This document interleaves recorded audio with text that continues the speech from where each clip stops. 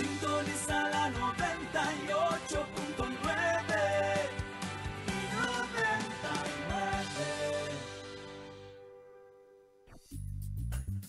El siguiente programa tiene clasificación A, apto para todo público.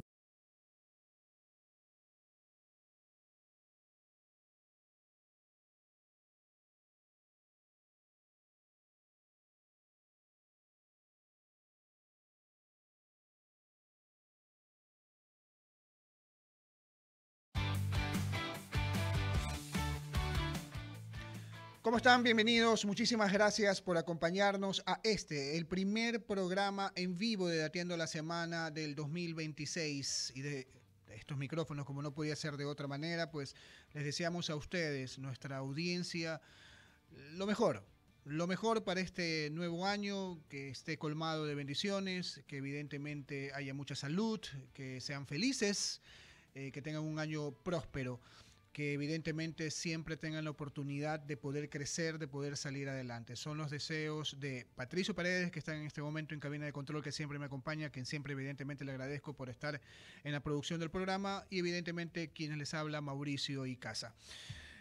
Hace pocos días el mundo se estremeció, amaneció un día y de repente las cosas en Venezuela apuntaban a que iban a cambiar radicalmente cuando fuerzas militares estadounidenses ingresaron al territorio venezolano y tomaron a Nicolás Maduro, al dictador Nicolás Maduro, y a su esposa para que enfrenten a la justicia estadounidense. Hoy vamos a analizar un poco lo que sucedió, si fue legítimo, si fue legal, son dos cosas distintas, y evidentemente qué le espera a Venezuela con el correr de los días, que ya se han ido perfilando algunas situaciones. Y para el efecto lo tenemos a Ernesto Trujillo, a quien le agradezco, y luego de desearle, Ernesto, a usted también y a su familia un venturoso 2026, un excelente año en todo sentido, abro fuegos indicando o preguntándole más bien si lo ocurrido fue legítimo y fue también legal, o ninguna de las dos, o alguna de ambas. Bienvenido. Buen día, Mauricio. Bueno, feliz año primero que nada. Un gusto estar acá y formar parte del primer programa de la semana, ¿no? Con respecto a tu pregunta de si fue legítimo o ilegal, podemos citar al derecho internacional y claramente nos diría que no, porque la soberanía de los países es inviolable en términos legislativos con respecto al derecho internacional. Sin embargo, como ya he mencionado en otras ocasiones, aquí no se trata de qué es legal o no, sino quién tiene el poder de hacerlo y cómo y cuándo. Y realmente quien tiene el poder de justamente intervenir en Venezuela y sacar a Nicolás Maduro, arrastrándolo básicamente fuera de Caracas, es los Estados Unidos. Yo creo que los argumentos legales, a pesar de que son bastante válidos, y todo el respeto a mis colegas que son juristas internacionales con respecto al derecho internacional, yo creo que el argumento no es si es legal o no, sino que quién puede hacerlo, cuándo y por qué. Entonces, al final del día, no es un tema de leyes, sino es justamente un tema de poder. Quién lo tiene y quién lo ejecuta. Pero siendo así, Ernesto, y traspolando un poco la situación, por eso es que le preguntaba primero si era legal y además si era legítimo, porque de pronto sí, es muy discutible la legalidad por derecho internacional y todo, pero la legitimidad de pronto está en el hecho de todo lo que sucedía en Venezuela durante tantos años, la opresión que vive el pueblo venezolano, y de alguna forma tenía que parar. Ahora, las razones para ello, pues evidentemente también son cuestionables, porque al fin y al cabo, si es un tema de democracia, si es un tema de libertad, haz lo mismo en Nicaragua, ¿sí? Por poner un ejemplo. Sin embargo, lo hizo en Venezuela porque también hay intereses estadounidenses en el lugar. Y ya una semana antes de la incursión, el presidente Trump lo había señalado. O sea, como que abrió un poco el paraguas diciendo, va a pasar esto porque te estás tomando petróleo y bienes estadounidenses. Por un lado, pero por otro lado, escuchándolo, entonces yo no digo, bueno, si es un tema de poder, si es un tema del más fuerte o del más grandote, ¿por qué si cuestionamos lo que estaba pasando en el otro lado del mundo entre Rusia y Ucrania, y esto no lo podemos cuestionar? Claro, sí. Yo estoy completamente de acuerdo con el hecho de que esto es un tema de intereses, no necesariamente de ideales. O sea, el realismo en las relaciones internacionales nos dice que justamente los estados persiguen sus intereses, no sus ideales. Y justamente, como menciona usted, Mauricio, si hubiese sido un tema de ideales, se hubiese metido en Nicaragua o en uno de sus aliados más grandes en Medio Oriente, en Arabia Saudita, que es una monarquía absolutista, no es para nada democrático. Pero nuevamente los estados persiguen sus intereses, no necesariamente sus ideales. Por eso es que justamente ahorita se está viendo una posible inversión de $100 billones en la industria petrolera venezolana para extraer lo que se podría estimar que son unos 50 millones de barriles de petróleo para los Estados Unidos. Entonces, con respecto al tema de opinar, yo creo que es una falacia decir que si no eres de Venezuela no puedes opinar, o si no eres de aquí o de allá no puedes opinar, porque al final del día todos vivimos en un mundo interconectado y vivimos estas cosas desde la distancia, pero podemos verlas en tiempo real como ocurren y cómo se van desarrollando, y todos somos habitantes de este mundo y creo que tenemos la capacidad y el derecho de opinar de lo que pasa en este. Ahora, está sumamente claro y en eso sí de repente es bueno recalcarlo, que el presidente Trump fue sincero. Fue sincero al decir que existían intereses petroleros y que evidentemente iban a administrar eso, y fue muy directo. Y ha sido y la decisión la tomó pese a que cuéstele a quien le cueste. Y no es la primera vez que lo hace, Ernesto. Claro, sí. Uno puede criticarle lo que sea a Trump. A mí personalmente no es mi plato favorito, por así decirlo, pero el tipo es directo. El tipo te dice las cosas como son y cómo las va a hacer. El tipo te está diciendo, oye, este es nuestro hemisferio y este hemisferio lo vamos a controlar nosotros. Aquí no queremos ni influencia china, ni influencia rusa, ni influencia de ninguna potencia extranjera. Y particularmente el tema de Venezuela es el petróleo. ¿Por qué? Porque no lo robaron, porque nacionalizaron la industria, independientemente de cuál sea la razón. El tema es que te están diciendo en la cara, estos recursos no son necesariamente tuyos, sino que veamos cómo nos arreglamos para compartirnos entre los dos, para que me beneficie más a mí que a ti. Y eso va para el resto de la región también. No crean que solo es Venezuela, porque como mismo a Estados Unidos no necesariamente le importan sus ideales de democracia, como mismo hacen una intervención en un país que es una dictadura, también lo pueden hacer en un país que es una perfecta democracia, donde tengan algún interés en particular relacionado a recursos naturales o recursos estratégicos como por ejemplo el litio o el oro.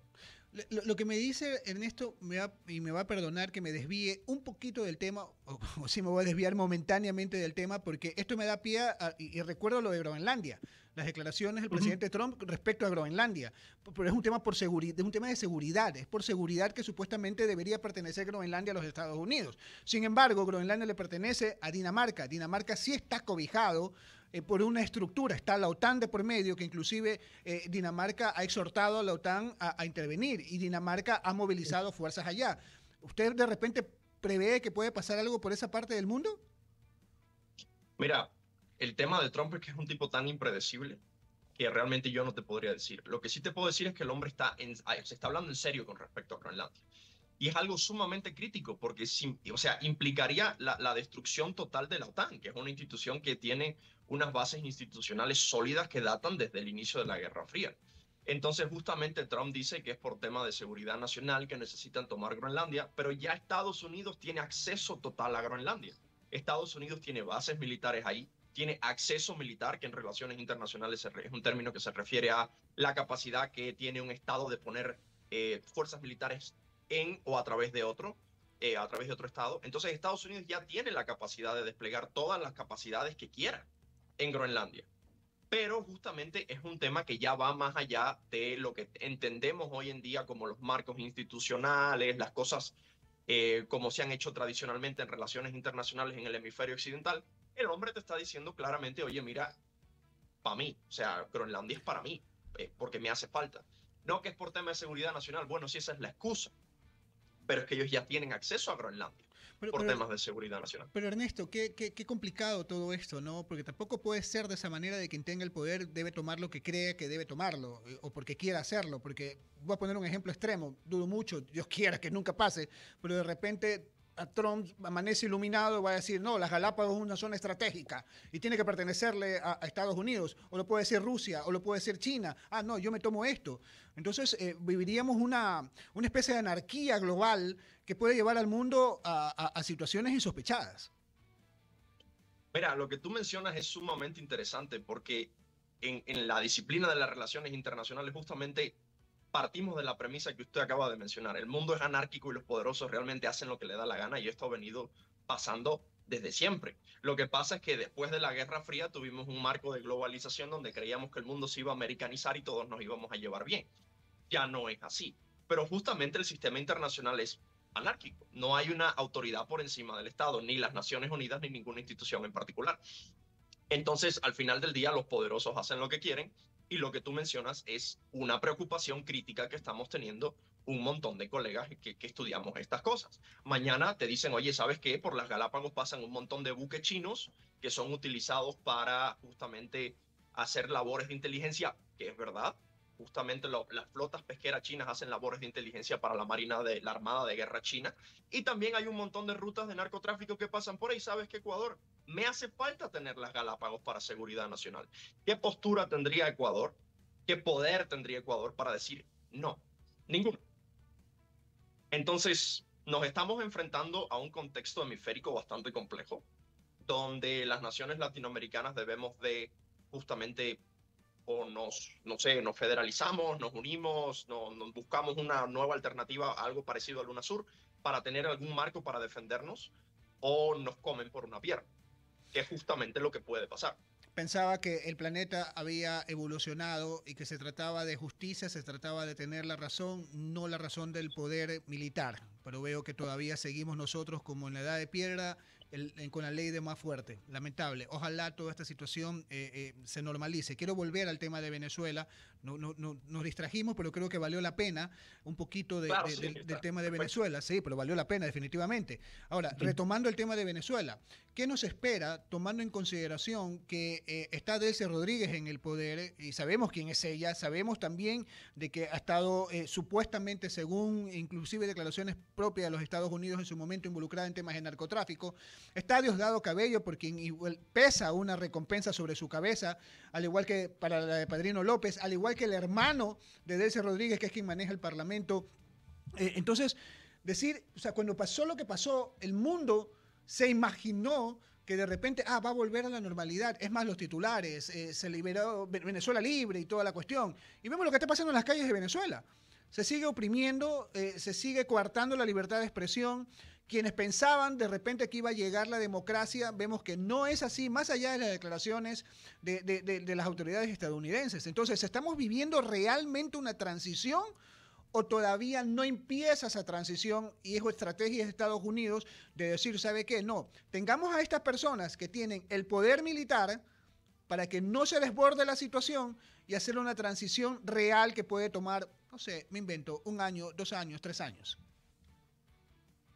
Sí, justamente lo que hizo la administración de Trump fue, ¿sabes qué? No nos vamos a tumbar todas las estructuras porque al final del día dejas un vacío y ese vacío lo puede ocupar cualquier otro actor, que fue lo que terminó pasando en las intervenciones en Medio Oriente y mira cómo terminó eso.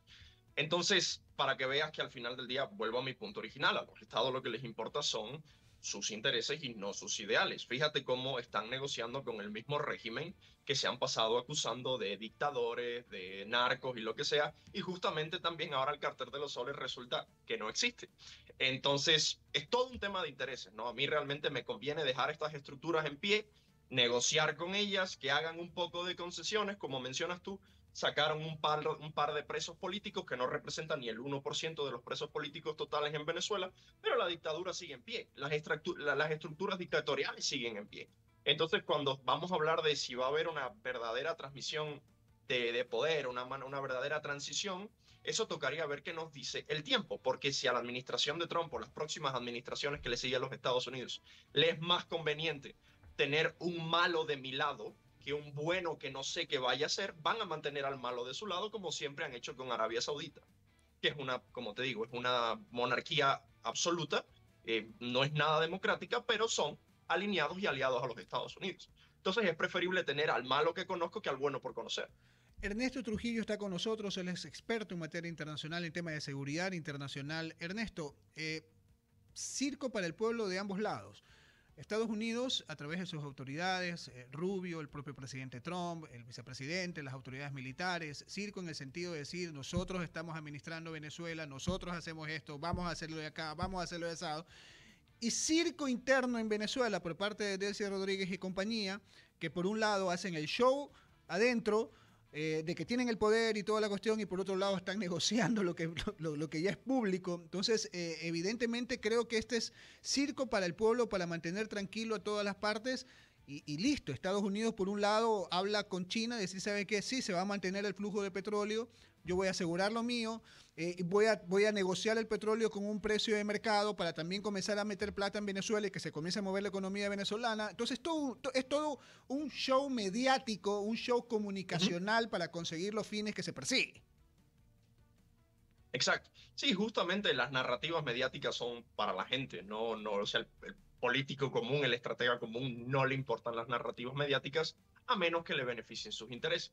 Pero detrás de la mesa, como justamente menciona usted, se está armando todo un juego político y un juego geopolítico también, y toda una serie de negociaciones que van más allá de lo político, que implican lo económico, que justamente a la gente está tomando la postura que los Estados Unidos le conviene.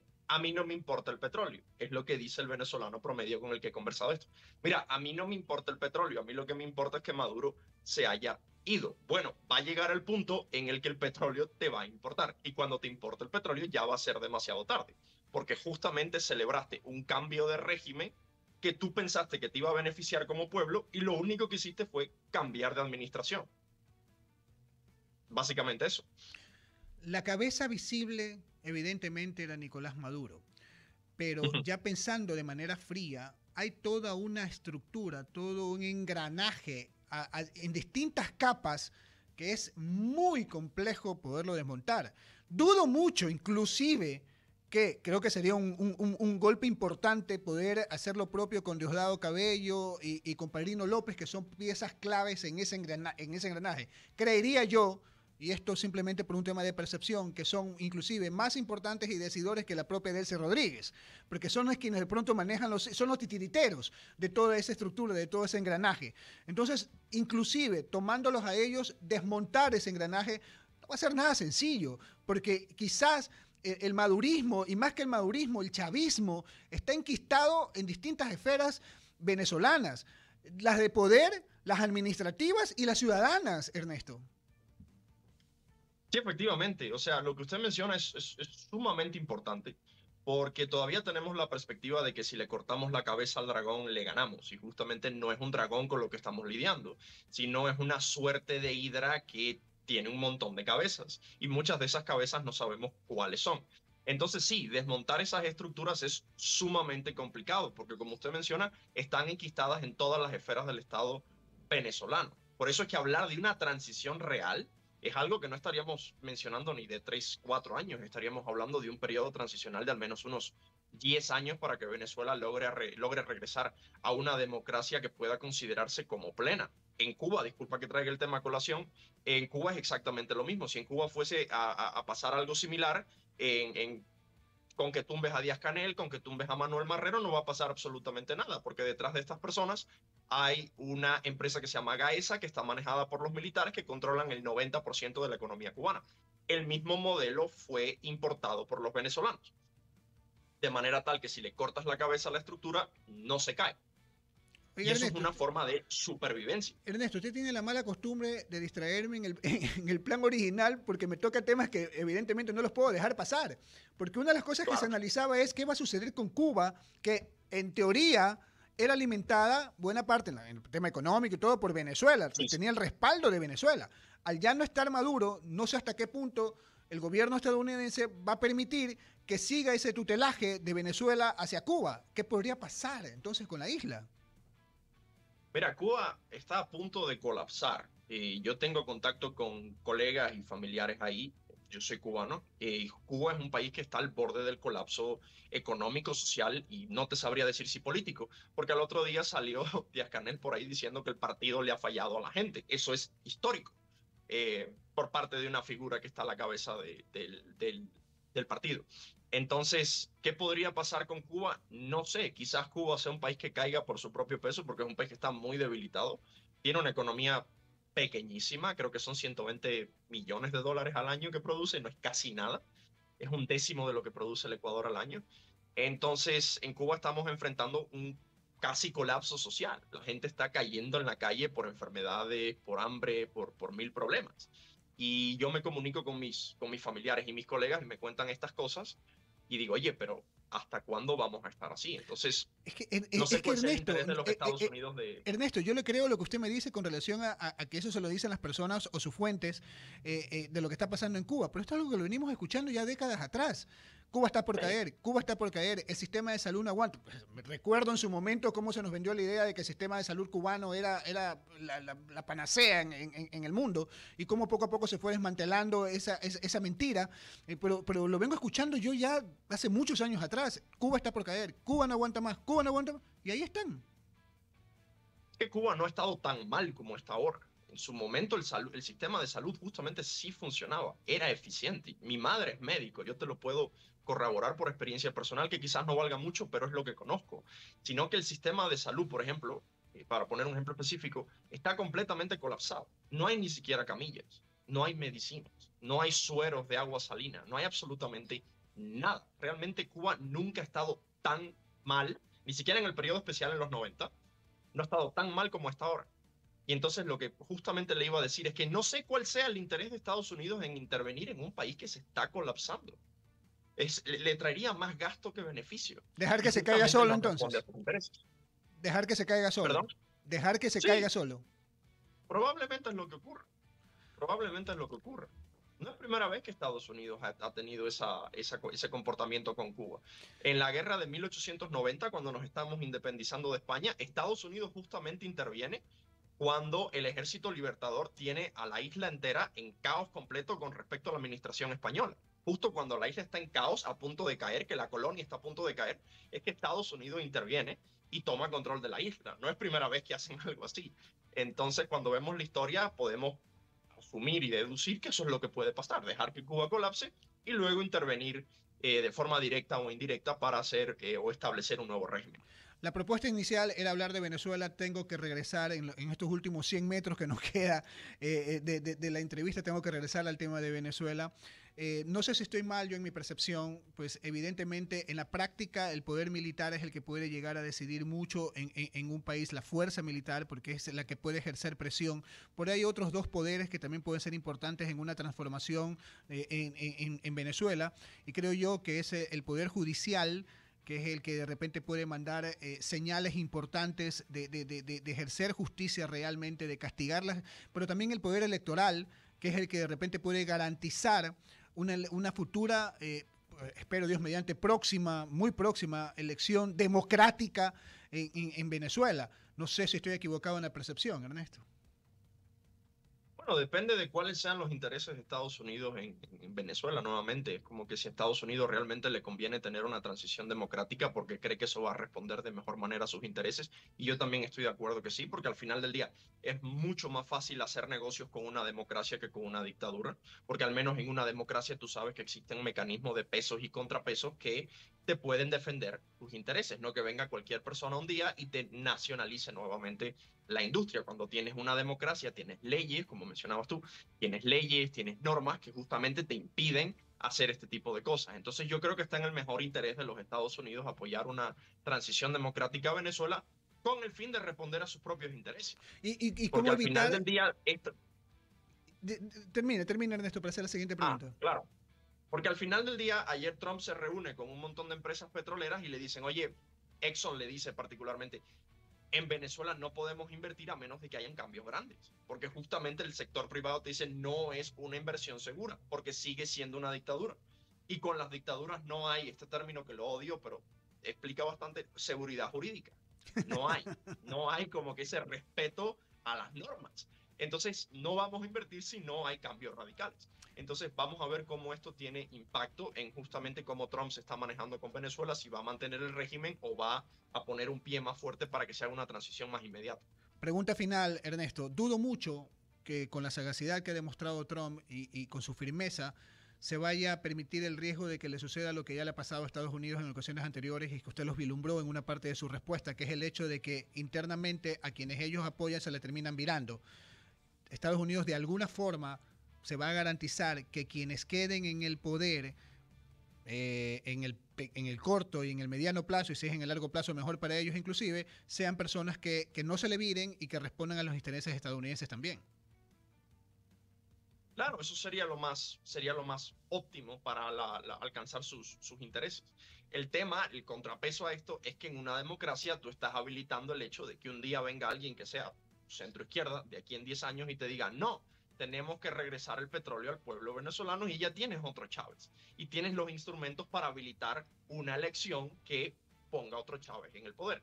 Esa es justamente la debilidad de la democracia y este es el juego que tiene que jugar Estados Unidos con si realmente dejamos a esta gente que la podemos coercer, la podemos sobornar, le podemos poner el pie en el cuello, pero van a hacer lo que queremos y ya los conocemos, o nos arriesgamos a que en 4 o 6 años, no sé el periodo que vayan a poner para elecciones, tengamos a alguien nuevo que realmente no sepamos qué va a hacer.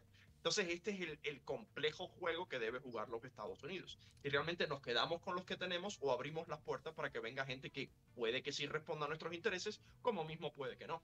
Claro está que lo importante es que retorne la democracia y que evidentemente sea una democracia que vaya madurando por el bien de Venezuela para que se convierta nuevamente en esa potencia que en su momento lo fue y que evidentemente haya un ejercicio democrático justo para el pueblo venezolano.